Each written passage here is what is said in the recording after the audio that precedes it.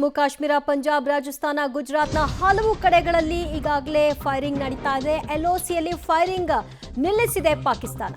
ನಿಲ್ಲಿಸಿಲ್ಲ. ಶ್ರೀನಗರದಲ್ಲಿ ಯಾವುದೇ ಸ್ಫೋಟವಾಗಿಲ್ಲ. ಶ್ರೀನಗರದಲ್ಲಿ ಯಾವುದೇ ರೀತಿಯ ಸ್ಫೋಟವಾಗಿಲ್ಲ. LOCಯಲ್ಲಿ ಸದ್ಯಕ್ಕೆ ಯಾವುದೇ ಶೆಲ್ ದಾಳಿಗಳು ಆಗಿಲ್ಲ. ಬಾರಾಮುಲ್ಲಾ, ಜಮ್ಮು ಕಾಶ್ಮೀರದಲ್ಲಿ ಬ್ಲಾಕ್ಔಟ್ ಅನ್ನ ತೆರವು ಮಾಡಲಾಗಿದೆ. ಜಮ್ಮು ಕಾಶ್ಮೀರದಲ್ಲಿ ಎಲ್ಲಾ ಡ್ರೋನ್ಗಳನ್ನು ಕೂಡ ಈಗಾಗಲೇ ಉಡೀಸ್ ಮಾಡಲಾಗಿದೆ. LOCಯಲ್ಲಿ ಸದ್ಯಕ್ಕೆ ಫೈರಿಂಗ್ ಅನ್ನ ಪಾಕಿಸ್ತಾನ ನಿಲ್ಲಿಸಿದೆ. ಶ್ರೀನಗರದಲ್ಲೂ ಕೂಡ ಯಾವುದೇ ರೀತಿಯ ಸ್ಫೋಟಗಳಾಗ್ತಾ ಇಲ್ಲ. LOCಯಲ್ಲೂ ಕೂಡ ಯಾವುದೇ ಸ್ಫೋಟಗಳಾಗ್ತಾ ಇಲ್ಲ. ಸದ್ಯಕ್ಕೆ ಯಾವುದೇ ಶೆಲ್ ದಾಳಿಗಳನ್ನ ಮಾಡ್ತಾ ಇಲ್ಲ. ಈಗ ಸದ್ಯಕ್ಕೆ ನಿಲ್ಲಿಸಿದೆ ಅನ್ನುವಂತಹ ವಿಚಾರವೂ ಕೂಡ ಬೆಳಕಿಗೆ ಬರ್ತಾ ಇದೆ. ಬಾರಾಮುಲ್ಲಾ, ಜಮ್ಮು ಕಾಶ್ಮೀರದಲ್ಲಿ ಬ್ಲಾಕ್ಔಟ್ ಏನಿತ್ತು ಅದನ್ನ ತೆರವು ಮಾಡಿದ್ದಾರೆ. ಜಮ್ಮು ಕಾಶ್ಮೀರದಲ್ಲಿ ಎಲ್ಲಾ ಡ್ರೋನ್ಗಳನ್ನು ಕೂಡ ಉಡೀಸ್ ಮಾಡಲಾಗಿದೆ. ಭಾರತೀಯ ಸೇನೆ ಏರ್ ಡಿಫೆನ್ಸ್ ಸಿಸ್ಟಮ್ ಎಲ್ಲಾ ಡ್ರೋನ್ಗಳನ್ನ ನಾಶಪಡಿಸಿದೆ. ಭಾರೀ ಸದ್ದು ಕೇಳಿಬಂತು. ಜನರು ಆತಂಕಗೊಂಡ್ರು. ಅದಾದ ಬೆನ್ನಲ್ಲೇ ಬಂದಂತಹ ಡ್ರೋನ್ಗಳನ್ನ ಹೊಡೆದಾಕುವ ಕೆಲಸವನ್ನ ಏರ್ ಡಿಫೆನ್ಸ್ ಸಿಸ್ಟಮ್ ಈಗಾಗಲೇ ಮಾಡಿ ಮುಗಿಸಿದೆ. ಮತ್ತಷ್ಟು ಅಪ್ಡೇಟ್ಸ್ ಕೊಡ್ತಾರೆ ಅರುಣ್. LOC ಜಮ್ಮು ಕಾಶ್ಮೀರದಲ್ಲಿ ಸದ್ಯಕ್ಕೆ ಯಾವುದೇ ರೀತಿಯ ಫೈರಿಂಗ್ಗಳು ಆಗ್ತಿಲ್ಲ ಅಂತ, ಅಂದ್ರೆ ಇಲ್ಲಿವರೆಗೂ ಆಗಿತ್ತು ಅಂತ ಕನ್ಫರ್ಮ್ ಅಲ್ವಾ? ಅದರಲ್ಲಿ ನೋ ಡೌಟ್. ಈಗ ದೃಶ್ಯಗಳೇ ಸಿಗ್ತಾ ಇದೆ, ಎಲ್ಲಿ ಯಾವ ರೀತಿಯಾದಂಥ ವೈಲೇಷನ್ ಮಾಡ್ತಾ ಇದೆ ಪಾಕಿಸ್ತಾನ ಅನ್ನುವಂಥದ್ದನ್ನ. ಆಮೇಲೆ ಅಲ್ಲಿರುವಂಥವ್ರು ಒಂದಿಷ್ಟು ಹಾಕ್ತಾ ಇದ್ದಾರೆ ಎಕ್ಸ್ ಖಾತೆಯಲ್ಲಿ. ಯಾವ ರೀತಿ ಅಂತಂದ್ರೆ ನೋಡಿ, ಭಾರತನೇ ಪಾಕಿಸ್ತಾನದ ನಗರಗಳ ಮೇಲೆ ದಾಳಿಯನ್ನ ಮಾಡ್ತಾ ಇದೆ ಅಂತೇಳಿ. ಎಂಥ ಕಂತ್ರಿ ದೇಶ ಇರಬೇಕ್ರಿ ಇದು, ಎಂಥ ಕಂತ್ರಿ ದೇಶದಲ್ಲಿರುವಂಥ ಎಂಥ ಕಂತ್ರಿ ಜನಗಳಿರಬೇಕು ಅಂತ ಹೇಳಿ. ಭಾರತ ತುಂಬ ಶಾಂತಿಯುತವಾಗಿ ಅದನ್ನು ಬೇಡ ಅಂತ ಹೇಳ್ತಾ ಇದ್ದಿದ್ದು ಇಡೀ ದೇಶ, ಆದರೆ ಶಾಂತಿಯನ್ನು ಬಯಸಿತ್ತು. ಯಾಕೆ ಅಂತಂದರೆ ಪ್ರಪಂಚದ ದೃಷ್ಟಿಯಲ್ಲಿ ಶಾಂತಿವಾಗಿರಬೇಕು ಅಂತೇಳಿ. ಬಟ್ ಈಗ ಪಾಕಿಸ್ತಾನ ದಾಳಿಯನ್ನು ನಡೆಸಿದ ನಂತರ ಈಗ ಒಂಚೂರು ನಿಂತ್ಕೊಂಡಿದೆ. ಬಟ್ ನಂಬಕ್ಕೆ ಹೋಗೋ ಹಾಗಿಲ್ಲ ಈ ವಿಚಾರದಲ್ಲಿ. ಯಾಕೆ ಅಂತಂದರೆ ನಿನ್ನೆನೂ ಕೂಡ ಹೀಗೆ ಮಾಡಿದ್ದು, ಸತತವಾಗಿ ದಾಳಿಯನ್ನು ಮಾಡಿತು, ಒಂಚೂರು ಗ್ಯಾಪ್ ಕೊಡ್ತು, ಮತ್ತೆ ದಾಳಿಯನ್ನು ಮಾಡಿತು. ಅದರ ಅರ್ಥ ನಾನು ಆಗಲೂ ಕೂಡ ಅದನ್ನೇ ಎಕ್ಸ್ಪ್ಲೇನ್ ಮಾಡ್ತಾ ಇದ್ದೆ. ಅಲ್ಲಿ ಫ್ಲೈಟ್ಸ್ಗಳು ಬರುವಂಥ ಸಂದರ್ಭದಲ್ಲೇ, ಪಾಕಿಸ್ತಾನದಲ್ಲಿ ಫ್ಲೈಟ್ಸ್ಗಳು ಮೂವ್ ಆಗುವಂಥ ಟೈಮಲ್ಲೇ ದಾಳಿಯನ್ನು ಮಾಡೋಕ್ಕೆ ಶುರು ಮಾಡುತ್ತೆ. ವಾಪಸ್ ಭಾರತ ದಾಳಿ ಮಾಡದೇ ಇರೋ ರೀತಿಯಲ್ಲಿ ನಡ್ಕೊಳ್ಳುವಂಥ ರೀತಿ ಅದು ಸ್ಟ್ರಾಟಜಿ ಅದರದು ಮಾಡ್ತಾ ಇರುವಂಥ ರೀತಿಯನ್ನು ನೋಡಿ. 8:30, 8:45, 9 ಗಂಟೆಯಿಂದ ಶುರು ಮಾಡುತ್ತೆ. ಆಲ್ಮೋಸ್ಟ್ ಅಲ್ಲಿ 9:30, 9:45 ಕೂಡ 10 ಗಂಟೆವರೆಗೂ ಕೂಡ ಈ ದಾಳಿಯನ್ನು ಮಾಡುತ್ತೆ. ಮತ್ತೆ ನಿಲ್ಲಿಸುತ್ತೆ ಒಂದು ಅರ್ಧ ಗಂಟೆ, 10:45 ಕೂಡ ಮತ್ತೆ 10:45 ಆದ ನಂತರ ಮತ್ತೆ ದಾಳಿಯನ್ನು ಮಾಡುತ್ತೆ.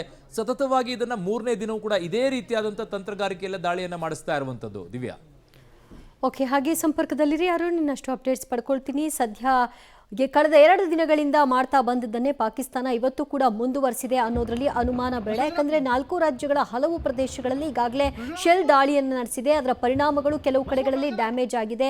ಒಬ್ಬರು BSF ಯೋಧರು ಕೂಡ ಬಲಿಯಾಗಿದ್ದಾರೆ.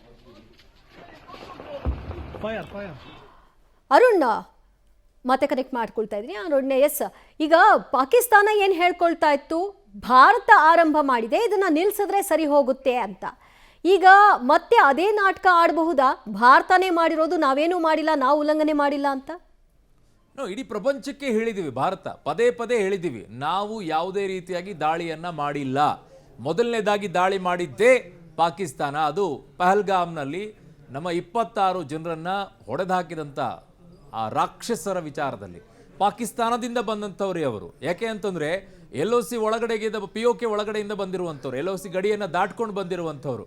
ಸೊ ಈ ವಿಚಾರದಲ್ಲಿ ನಾವು ಪದೇ ಪದೇ ಹೇಳಿದ್ದೀವಿ, ದಾಳಿಯನ್ನು ಮಾಡಿರುವಂಥದ್ದು ಅವರು, ನಾವು ಪ್ರತಿ ದಾಳಿಯನ್ನು ಮಾಡಿದ್ದೀವಿ, ಟೆರರಿಸ್ಟ್ ಕ್ಯಾಂಪ್ಗಳನ್ನು ಹೊಡೆದು ಹಾಕಿದ್ದೀವಿ ಅನ್ನುವಂಥದ್ದನ್ನು. ಆದರೆ ಪಾಕಿಸ್ತಾನ ಈ ವಿಚಾರವನ್ನು ಕೇಳ್ತಾ ಇಲ್ಲ. ಪ್ರತಿ ದಾಳಿಯನ್ನು ಮಾಡಿದ್ದು ನಾವು ಟೆರರಿಸ್ಟ್ಗಳ ಕ್ಯಾಂಪ್ಗಳ ಮೇಲೆ. ಹೀಗಿದ್ದಾಗಲೂ ಸಹ ಪಾಕಿಸ್ತಾನ ದಾಳಿಯನ್ನು ನಡೆಸುತ್ತೆ, ಭಾರತದ ಮೇಲೆ ಇದನ್ನ ಮಾಡುತ್ತೆ. ಏನು, ನಾವು ಉತ್ತರವನ್ನು ಕೊಟ್ಟಿದ್ದೀವಿ. ಏನು ಅಂತಂದರೆ ನೋಡಿ, ನಾವು ಟೆರರಿಸ್ಟ್ ಕ್ಯಾಂಪ್ಗಳನ್ನು ಹೊಡೆದಿದ್ದೀವಿ, ನಾಗರಿಕರ ಜಾಗಗಳ ಮೇಲೆ ಹೊಡೆದಿಲ್ಲ, ಫೋರ್ಸ್ ಯಾವುದೇ ರೀತಿಯಾಗಿ ಡಿಫೆನ್ಸ್ ಜಾಗಗಳ ಮೇಲೆ ಹೊಡೆದಿಲ್ಲ. ಇವೆಲ್ಲವನ್ನು ಕೂಡ ಹೇಳಿದ್ದೀವಿ, ತಿಳಿಸಿ ಹೇಳಿದ್ದೀವಿ. ನೀವು ದಾಳಿ ಮಾಡಿದರೆ ನಾವು ಪ್ರತಿ ದಾಳಿಯನ್ನು ಮಾಡೇ ಮಾಡ್ತೀವಿ, ಅದರಲ್ಲಿ ಯಾವ ಡೌಟು ಇಟ್ಕೊಳ್ಳೋಕೆ ಹೋಗ್ಬಿಡಿ ಅಂತೇಳಿ. ಹಾಗಾಗಿ ಮತ್ತೆ ಪಾಕಿಸ್ತಾನ ದಾಳಿ ಮಾಡ್ತು, ಮತ್ತೆ ನಾವು ಕೂಡ ದಾಳಿಯನ್ನು ಮಾಡಿದ್ವಿ.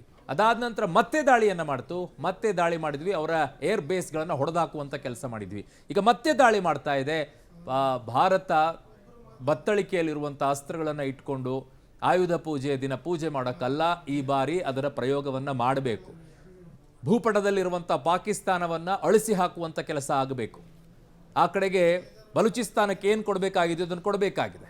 ಆ ಕಡೆಗೆ ಅಫ್ಘಾನಿಸ್ತಾನಕ್ಕೆ ಏನು ಕೊಡಬೇಕಾಗಿದೆ ಅದನ್ನು, ಖೈಬರ್ ಪಖ್ತೂನ್ಖ್ವಾ ಏನಿದೆ ಅದನ್ನು ಕೊಡುವಂಥ ಕೆಲಸವನ್ನು ಮಾಡಬೇಕು. ಸಿಂಧ್ ಮತ್ತು ಪಂಜಾಬ್ ಪ್ರಾಂತ್ಯದಲ್ಲಿರುವಂಥ ಜನರು ಎಲ್ಲಿ ಹೋಗ್ತಾರೆ ಹೋಗಲಿ, ಆದರೆ ಭಾರತಕ್ಕೆ ಅವರನ್ನು ಸೇರಿಸಬಾರ್ದು. ಆದರೆ ಎರಡೂ ಕೂಡ ಅಳಿಸಿ ಹಾಕುವಂಥ ಕೆಲಸವನ್ನು ಮಾಡಬೇಕು. ಪಾಕಿಸ್ತಾನ ಮಾಡ್ತಾ ಇರುವಂಥದ್ದೇನು, ಅವೆರಡೂ ಹೋದ್ರೂ ಹೋಗ್ಲಿ, ನಮಗೆ ಪಂಜಾಬ್ ಒಂದಿದ್ರೆ ಸಾಕು ಅನ್ನೋ ನಿಟ್ಟಿನಲ್ಲಿ ಪಾಕಿಸ್ತಾನ ಯೋಚನೆ ಮಾಡ್ಕೊಳ್ತಾ ಇದೆ. ಕಾರಣ ಇಷ್ಟೇ, ಸೇನೆ ಟೆರರಿಸ್ಟ್ಗಳ ಕ್ಯಾಂಪ್ನಿಂದ ತಯಾರಿಯಾಗಿ ಹೋಗುವಂಥವರೆಲ್ಲ ಸೇನೆಯಲ್ಲಿದ್ದಾರೆ. ಅವರು ಸೇನೆ ಯೂನಿಫಾರ್ಮ್ ಅನ್ನು ಹಾಕೊಂಡ್ರೆ ಪಾಕಿಸ್ತಾನದ ಸೈನಿಕ ಅನಿಸ್ಕೊಳ್ತಾರೆ, ಮೇಲ್ಗಡೆಗೆ ಒಂದು ಜುಬ್ಬಾ ಹಾಕೊಂಡ್ರೆ ಅವರು ಟೆರರಿಸ್ಟ್ಗಳೇ. ಯಾವ ಅನುಮಾನನೂ ಬೇಡ ದಿವ್ಯಾ ಇದರಲ್ಲಿ.